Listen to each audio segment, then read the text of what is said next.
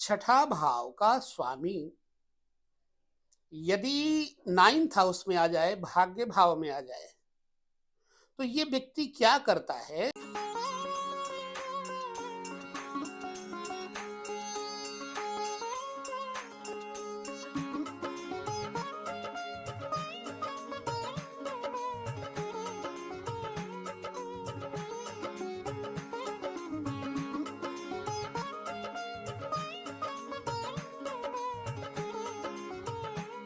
सभी दर्शकों को नमस्कार, जय श्री कृष्ण।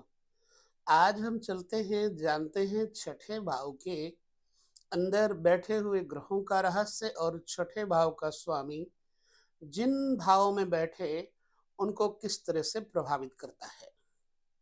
कुछ समझने की जरूरत, ध्यान देने की जरूरत है। ध्यान पूर्वक आइए समझते हैं। पहले जानते हैं छठा भाव है क्या। आप अपनी जन्म कुंडली में जाइए, सिक्स्थ हाउस लग्न से गिनेंगे तो जहां सिक्स्थ आएगा गिनती में, बस वही 6 भाव है, छठा घर है। अब छठे घर को हम रोग यानी बीमारी, कर्जा, ऋण मतलब और शत्रु, इनसे लेकर के ज्यादातर देखते हैं। एक बात यहाँ और ध्यान देने की है, छठे भाव का स्वामी 8वें चला जाए, हर्ष नामक राजयोग बन जाता है। 12वें भाव का स्वामी छठे आ जाए तब भी ये राजयोग तैयार हो जाता है। 8वें भाव का स्वामी छठे आ जाए तो रोग का कारण और मृत्यु का कारण दर्शाता है। अगर छठे, 8वें, 12वें भाव के स्वामी पर कोई शुभ ग्रह की दृष्टि न पड़ती हो और एक कहीं बैठे हो तो परिवर्तन, विपरीत, राजयोग इत्यादि की स्थिति को मजबूत करते हैं। अब छठा भाव चूंकि व्यक्ति का वो स्तर है जो दुश्मनों को दर्शाता है, कॉम्पिटिटर को दर्शाता है। आप जिंदगी में किसी कंपटीशन में उत्तीर्ण होंगे या नहीं होंगे, यही छठा भाव आपको मजबूती प्रदान करता है। यदि आपके छठे भाव का स्वामी मजबूत है और तब आप कहीं कंपटीशन में जाएं, निश्चित मानिए कि आपको कंपटीशन में विजय मिलेगी। बेशक छठे भाव का स्वामी त्रिकेश है। अब त्रिकेश आदमी को व्यक्तिगत जीवन से थोड़ा अलग हटकर बना देता है। छठे भाव का स्वामी अगर बलवान है, एग्जाम्पल के लिए छठे भाव का स्वामी मान लीजिए सूर्य है और वो लग्न में बैठा है और लग्न मीन है। अब यहां पर मीन लग्न में बैठकर मित्र राशि में सूर्य क्या आपको कमजोर बनाएगा? कभी नहीं। आप चाहे जिस क्षेत्र में कंपटीशन में बैठे, आप सफल हो जाएंगे। हाँ, छठे भाव का स्वामी लग्न में होने का मतलब है कि यह व्यक्ति अनुशासन जरूर करेगा, किसी व्यक्ति के ऊपर अधिकार जरूर जमाएगा, समाज पर अधिकार जरूर जरूर जमाएगा। तो अधिकार कौन जमाता है? जिसके पास पावर होती है। अब पावर के लिए अधिकार और अधिकार के लिए पावर का होना बहुत जरूरी है। तो जब छठे भाव का स्वामी लग्न में बैठेगा तो आदमी को अधिकारी रैंक में ले जाएगा, बशर्ते लग्नेश षष्ठ भाव का मित्र हो और वह भी मजबूत हो। मान लो सूर्य आपका षष्ठेश होकर लग्न में बैठा है और कहीं बृहस्पति भी बैठा हो तो चमत्कार करेगा। आपको कर्जा देना होगा, आप कर्जा लेंगे नहीं। आपको दुश्मन से हार नहीं, जबकि दुश्मन आपसे हारेगा। इसी तरह बीमारी, अगर छठे भाव का स्वामी लग्न के भाव के स्वामी के साथ मित्रवत बैठा है तो बीमारियों से लड़ने की बहुत बड़ी शक्ति देगा, विल पावर देगा। छठे भाव का स्वामी जिस भाव में बैठा है, कहने का तात्पर्य है उस भाव का स्वामी छठे भाव का मित्र हुआ तो ऐसा व्यक्ति हर जगह विजयी होगा। एक पहलू ये हो गया। मान लो दूसरे पहलू पे आते हैं। छठा भाव का स्वामी यदि 9th हाउस में आ जाए, भाग्य भाव में आ जाए, तो ये व्यक्ति क्या करता है, उस भाग्य को, उस धर्म को अपने अनुसार चलाना सिखाता है, किसी के अनुसार नहीं चलेगा। जब छठे भाव का स्वामी 9वें भाव में चला जाएगा तो वो किसी के अनुसार नहीं चलेगा, आलोचना भी नहीं करेगा, लेकिन कटुवादी जरूर होगा।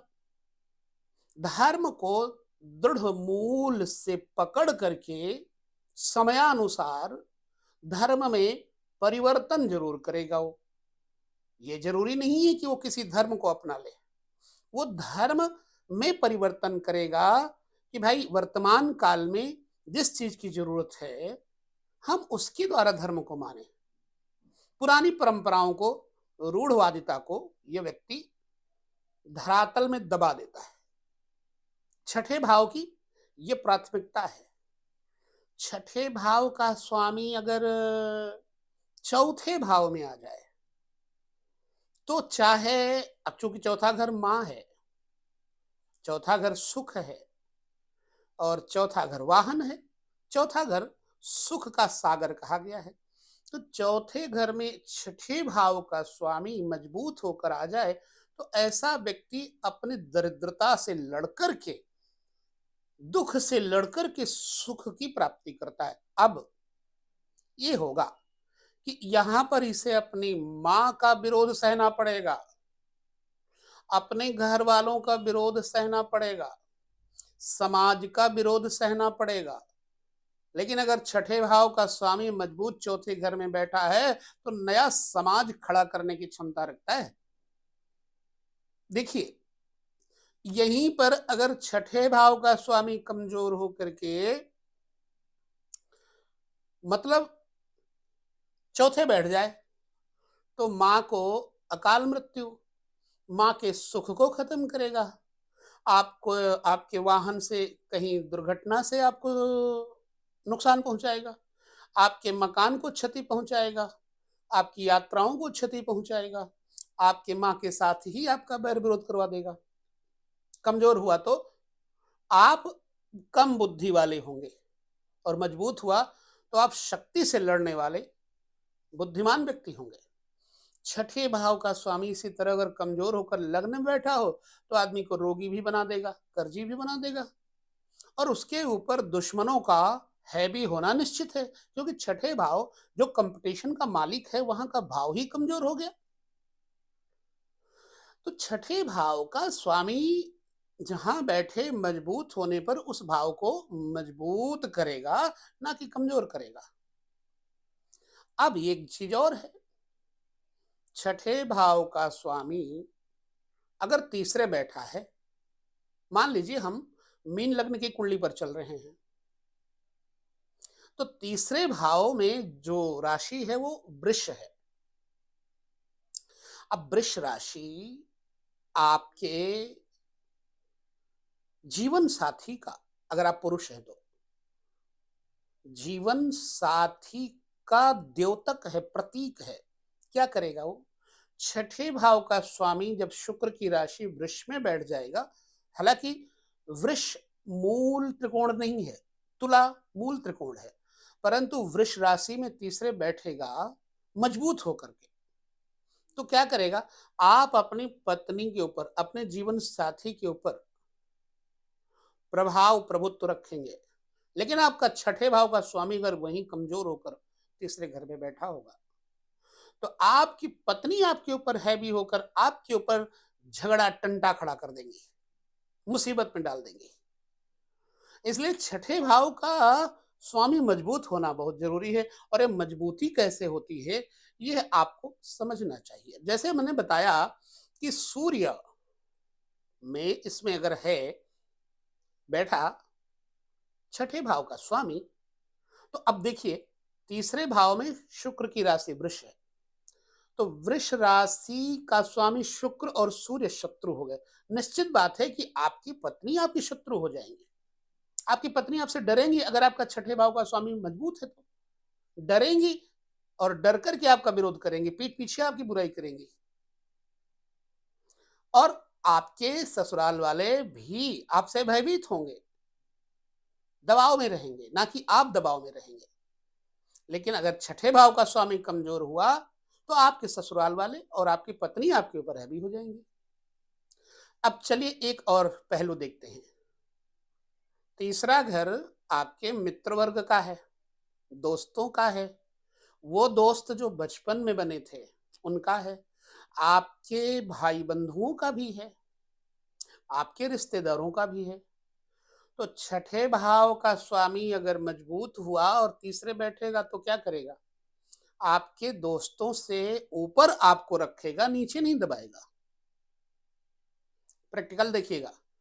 और आप अपने दोस्तों को अपनी प्रतिभा से प्रभावित करेंगे और आपके दोस्त आपकी प्रतिभा से आपके दबाव में रहेंगे, शक्ति से नहीं। हालांकि आपके पास शक्ति भी होगी क्योंकि छठे भाव का स्वामी मजबूत है। अब छठे भाव का स्वामी मजबूत तीसरे घर में बैठा आपकी भुजाओं में शक्ति और बल प्रदान करेगा। आप सब कुछ सबके लिए करेंगे, लेकिन दबाव डाल के करेंगे, उसको अपने अंडर में करके करेंगे। ठीक इसी प्रकार से आपके संबंधी भी आपकी ताकत का लोहा मानेंगे।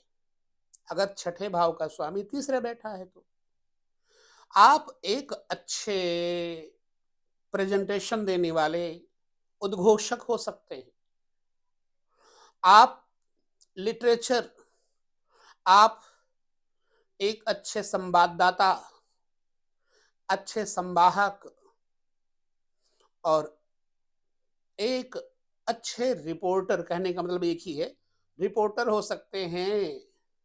आपकी हैंड राइटिंग द बेस्ट होगी, क्वालिटी वाइज आपको हर जगह लोग भय से प्रणाम करेंगे। इसलिए छठे भाव का स्वामी मजबूत होना आपके जीवन को प्रतीकात्मक रूप से पॉजिटिव करता है, मीन्स पॉजिटिव करना। इसलिए आपका छठे भाव का स्वामी सौम्य में नहीं होना चाहिए। छठे भाव का स्वामी अगर शुक्र है, जहां बैठेगा आदमी को बदनाम करेगा। मान लो शुक्र छठे भाव का स्वामी है, अभी तो हम मीन राशि की चर्चा कर रहे थे, मीन लग्न की।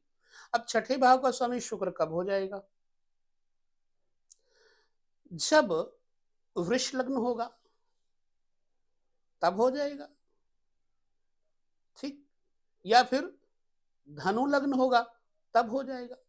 वृष लग्न होने पर छठे भाव का स्वामी शुक्र होगा, तो जहां बैठेगा वहां बदनामी करेगा।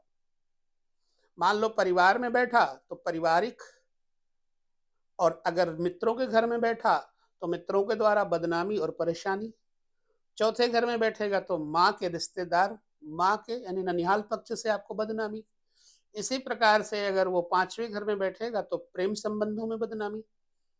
छठे भाव में बैठेगा तो रोगों से परेशानी, शौकीन मिजाजी से परेशानी, भोग बुद्धि से परेशानी, सेक्सुअल प्रॉब्लम्स इत्यादि देगा।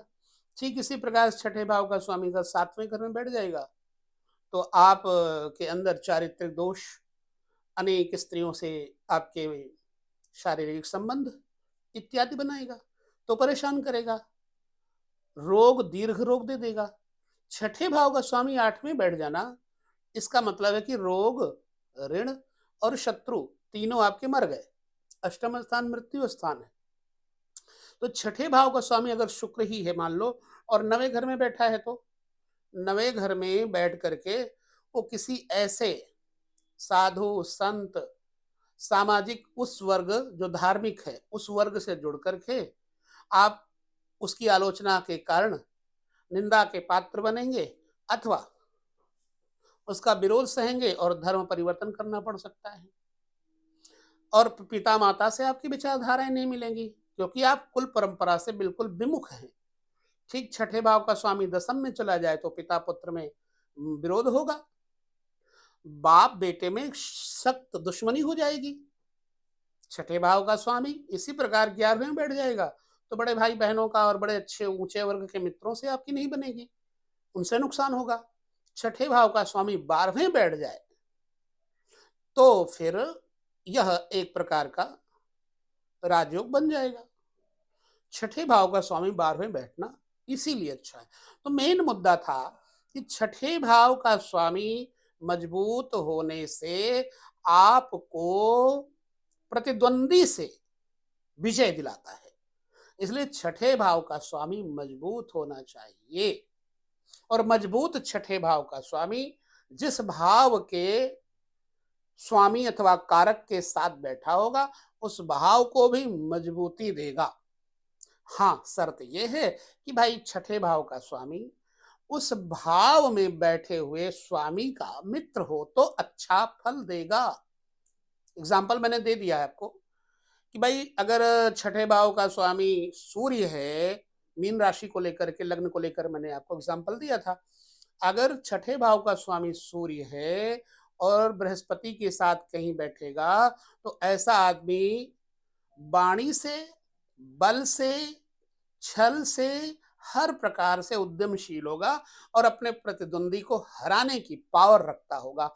इसलिए छठा भाव है त्रिक, दुख भाव है, परंतु इसका मजबूत होना आपके जीवन शैली को बहुत सकारात्मक बनाता है।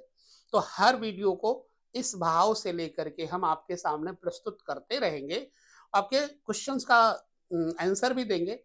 अच्छे हुए तो वीडियो में कुछ समझ में आया है तो जरूर बताइए, अगर आपको इसमें कोई ज्ञान मिला तो कमेंट जरूर करिए, नहीं आया है तो भी करिए, हम आपको उत्तर देने का भरसक प्रयास करेंगे।